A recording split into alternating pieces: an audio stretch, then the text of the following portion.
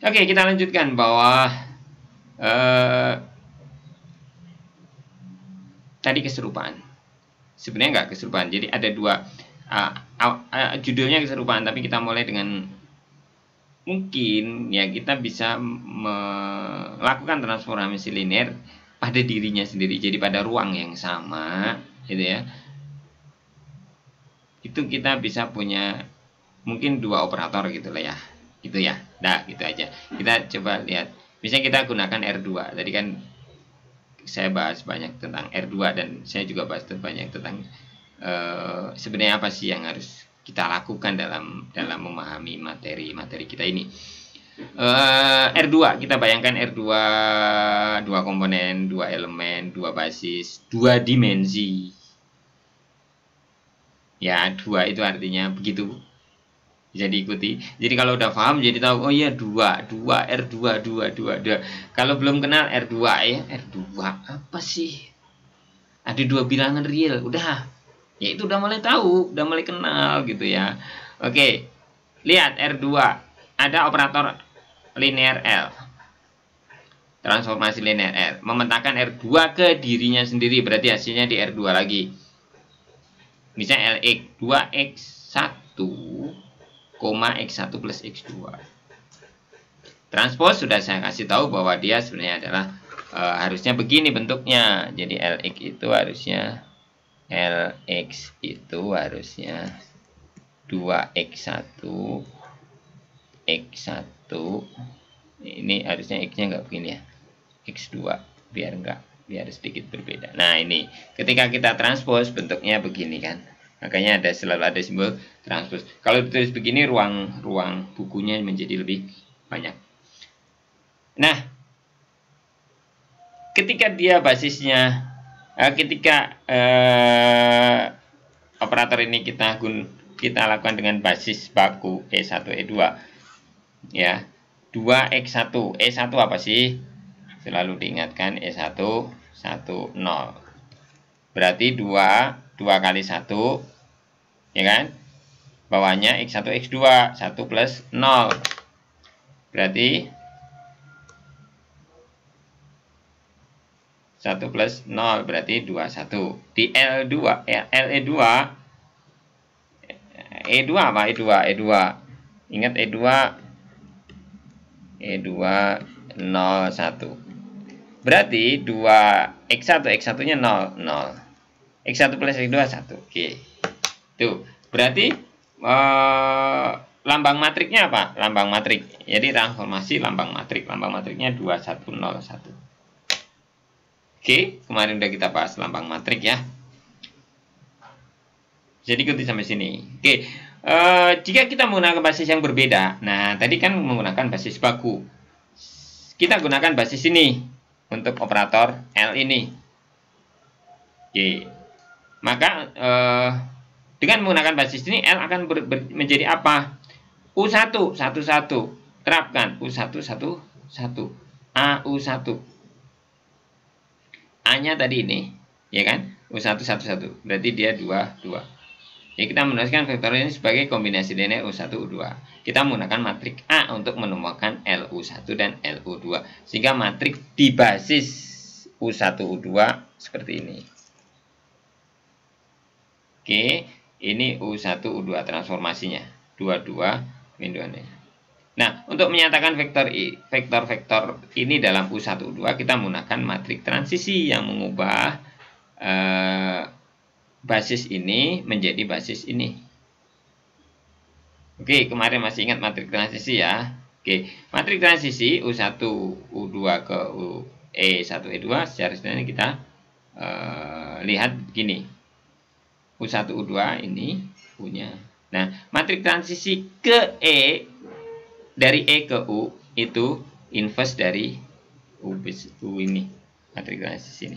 Inverse-nya. Kemarin udah ya di perubahan basis ya mengenai matrik transisi. Kenapa kita bahas ini? Karena kita membahas perubahan basis kan sebenarnya. Ya kan? Ya. Jadi tinjauannya mirip ya, tapi sedikit berbeda. Makanya harus cermat banget ini gitu. Oke, untuk menentukan koordinat LU1, LU2 relatif terhadap U1, U2, kita kalikan vektor-vektor ini dengan U inverse. U inverse LU1, U inverse AU1. Nih, AU1 tadi udah didapat, jadi segini. U inverse LU2, U inverse AU2. Ini kita dapat ini. Oke, kemudian kita dapatkan LU1, LU2, 2U1 plus 0, LU2 min 1U1 dan plus 1U2. Jadi kita punya lambang matrik untuk U1, U2, 2, 0, min 1, 1. Ini lambang matrik. Tadi lambang matrik A. Ini lambang matrik untuk L di U1, U2. Tadi lambang matrik untuk L di E1 dan E2. Nah, bagaimana hubungan A dengan B? Lambang matrik untuk, jadi ada transformasi linear, ada lambang matrik untuk transformasi linear. Paham ya? Kita kemarin bahas lambang matrik. Coba dibuka lagi. Nah, ya, lambang matrik. Nah, lambang matrik tergantung pada basisnya. Kita ingat teori perubahan basis. Oke.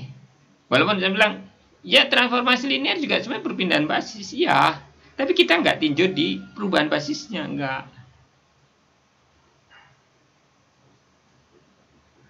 Paham ya? Ya. Nah, ini hubungannya bahwa ada A itu lambang matrik dari transformasi L dengan basis baku. Sedangkan B itu lambang matrik dari transformasi L dengan basis U1, U2. Hubungan antara A dan B karena dia transformasi linearnya sama. Berada di ruang yang sama, transformasi untuk dirinya sendiri ya. U inverse AU1 kecil, U inverse AU2. Sehingga B itu U inverse AU1, U inverse AU2. Sehingga kita bisa tulis dia sebagai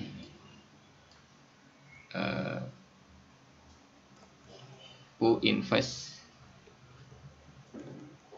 AU. Ini B. Oke, B lambang matrik untuk L, transformasi L di basis U1, U2. A lambang matrik untuk transformasi L di basis E1, E2. U adalah proses transisi dari perubahan basis dari U ke E. Ya, sehingga B itu sama dengan ini. Oke. Sampai sini bisa diikuti ya. Ada peristiwa ini, gitu aja. Kita pahami ada peristiwa ini. Kita kaitkan antara transformasi linear, lambang matrik, dan proses matrik transisi di perubahan basis.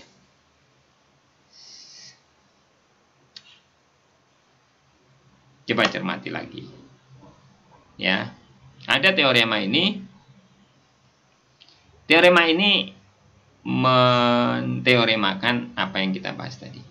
Jika kita punya basis ini V1 sampai Vn disimbolkan dalam himpunan E, jika itu W1 sampai Wn disimbolkan di himpunan F, ini dua basis terurut dari vektor L, vektor ruang vektor V untuk operator linear L di V terhadap dirinya sendiri.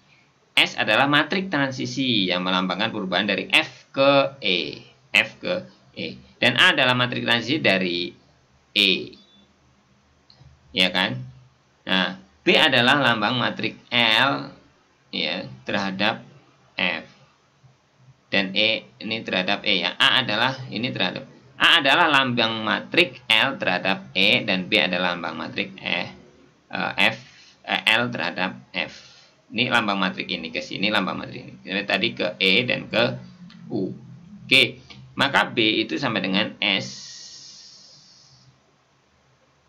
inverse kali A kali S. Ini sama dengan ini tadi.